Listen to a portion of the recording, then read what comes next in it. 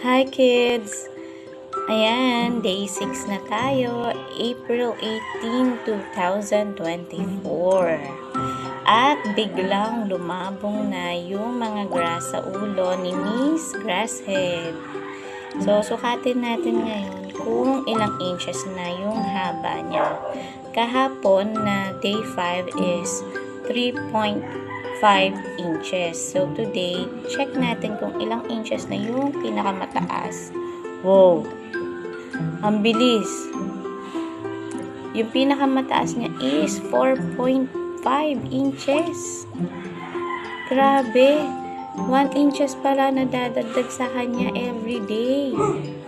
Ang galing! So, yan. Unti lang yung tubig niya kasi from last night ko pa yan nilagay. And, tingnan natin yung maliit niyang buntot sa likod. Ayan. Mahaba na rin siya. Cute. Tingnan natin kung madadagdagan pa yan. Kung usbong pa ng iba pang damo. So, that's it.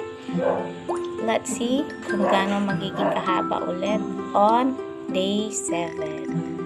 Bye!